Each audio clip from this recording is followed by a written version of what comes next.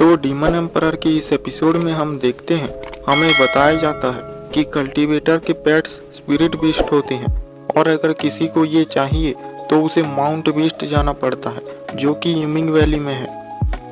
फिर हम देखते हैं कि एम्परर भी वहीं आया होता है और फिर कहीं से एक लड़की भागती हुई आती है और एम्परर के कपड़ों में छुप जाती है क्योंकि गार्ड उसका पीछा कर रहे होते हैं क्योंकि उसने कुछ चुरा लिया होता है। फिर जब वो लोग चले जाते हैं, एम्परर भी जाने लगता है तो लड़की उसे रोक के बोलती है, मुझे भी अपने साथ ले चलो।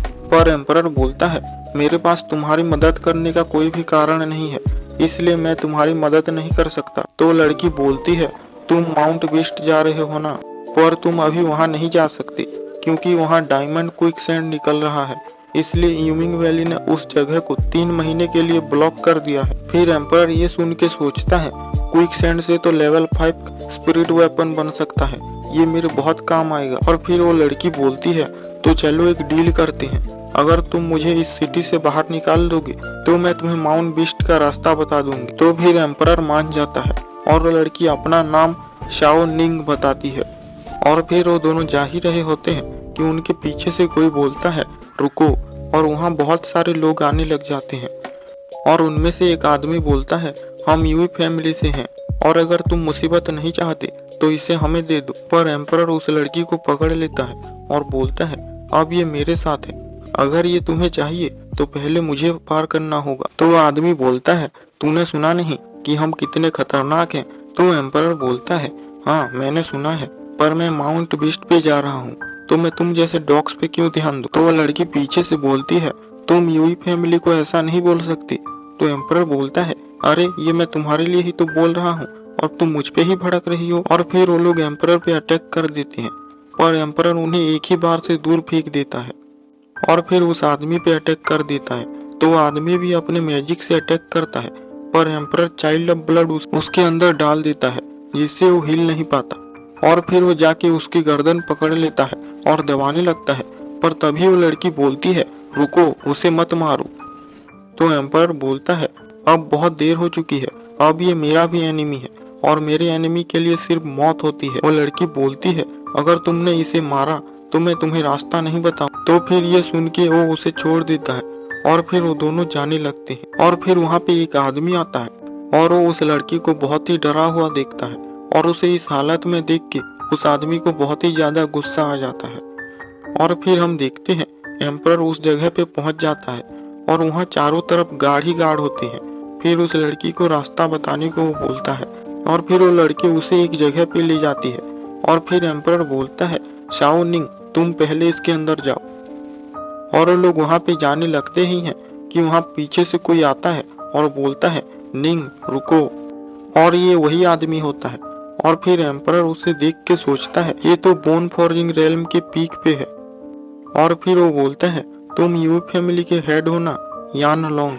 यानलोंग बोलता है, क्या वो तुम ही हो जिसने मेरे बेटे यूई गंग को चोट पहुंचाई है? एम्परर बोलता है, हाँ, और तुम शुक्र मनाओ कि मैंने उसकी जान नहीं ली है।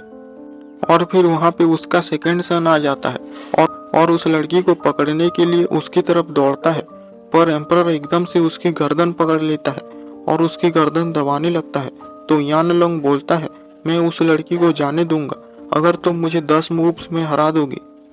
एम्परर बोलता है, ठीक है, और उसे दूर फेंक देता है और यानलोंग उस पर अटैक करता है।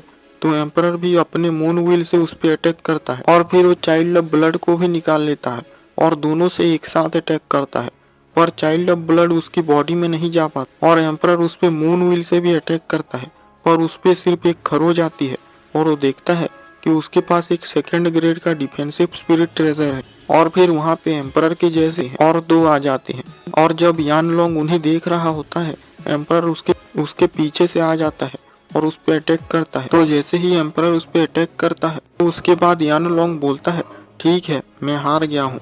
और फिर एम्परर बोलता है, मिस्टर यूई, तुमने अपना बेस्ट नहीं दिया। तो उसका बेटा बोलता है, मेरे फादर की मर्सी की वजह से तुम आज जिंदा बच गए हो। तो एम्परर बोलता है, हाँ, तुम्हारे फादर ने अपना बेस्ट नहीं किया, लेकिन अगर वो करते तो मैं उनका सर ही काट देता। फिर यानलोंग बोलता है, जाओ फान, मैं निंग को तुम्हारे हाथों में छोड़ता हूँ। तो एम्परर सोचता है अब इसका क्या मतलब हुआ। फिर यान उसके पास जाता है और उसे गले लगा के बोलता है अब तुम जा सकती हो। तो वो लड़की बोलती है ठीक है फादर।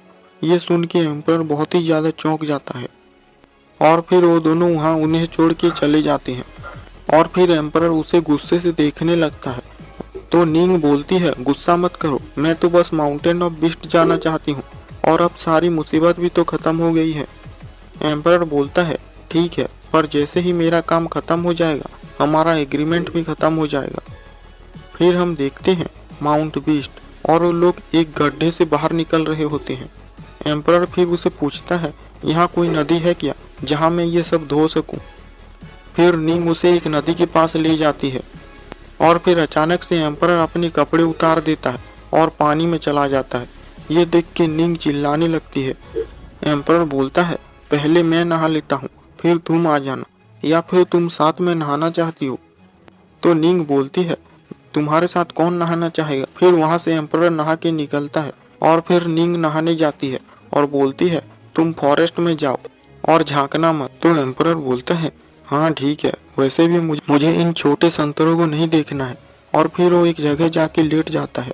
फिर वहाँ पे निंग नहा के आती है और फिर उसे देख के एम्परर ब्लश करने लगता है और फिर वो लोग एक जगह पे चली जाती हैं और वो दोनों देखते हैं एक जगह पे बहुत सारे लोग होते हैं और वहाँ पे एक आदमी होता है जो कल्टीवेट कर रहा होता है। और फिर अचानक से वो उनकी तरफ देखने लग जाता है। तो एम्परर छुप जाता है और बोलता है ये आदमी तो टियान्यून रेल्म का मास्टर है। तो निंग बताती है हाँ ये यूमिंग वैली का 7th एल्डर है। फिर एम्परर निंग का हाथ पकड़ लेता है और बोलता है अगर मैं उन्हें हरा नहीं सकता तो उन्हें आउटस्मार्ट तो कर ही सकता हूँ, इसलिए हमें एक पेट चाहिए होगा।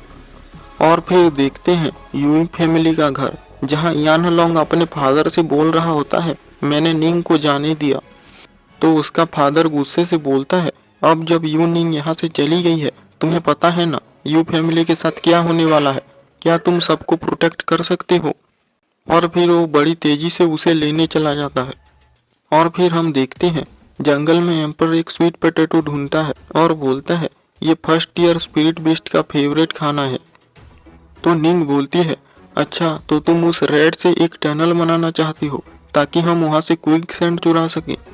तो एम्परर बोलता है किसे पता, हो भी सकता है। फिर हम देखते हैं उन्होंने स्वीट पोटैटो को एक जगह पर रख दिया होता है और वहाँ पे जैसे ही एक रैट आता है एम्परर उसे जाके पकड़ लेता है और बोलता है इसे पेट बनाने के लिए ये इसे खिलाना होगा।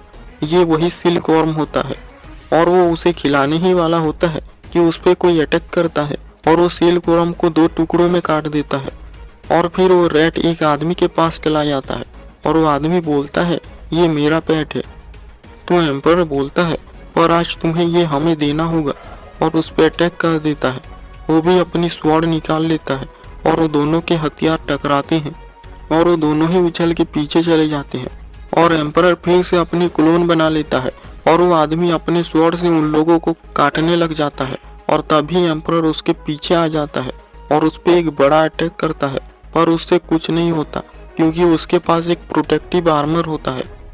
और फिर ब्लू वालों वाला अटैक करता है जिससे एम्परर का डीमन व्हील के बहुत सारे टुकड़े हो जाते हैं और दोनों ही उछल के फिर से पीछे चले जाते हैं और वो इस लड़ाई से बहुत ही ज़्यादा थक चुके होते हैं। तो आदमी बोलता है तुम्हारा नाम क्या है। तो एम्परर अपना नाम बताता है और फिर वो आदमी जाते हुए बोलता है ठीक है मैं तुम्हारा नाम याद रखूंगा और जब हम अगली बार मिलेंगे तो ये लड़ाई जारी रखेंगे। एम्परर उसे बोलता है रुको और पूछता है क्या तुम भी यहाँ डायमंड क्विक सैंड के लिए आए हो। वो आदमी बोलता है हाँ भी और ना भी, तुम्हारा इससे कोई मतलब नहीं है। एम्परर बोलता है अगर तुम यहाँ उसके लिए आए हो तो हम एक दूसरे का साथ दे सकते हैं क्योंकि मेरे पास तुम्हारे रैट को यूज़ करने का एक तरीका है।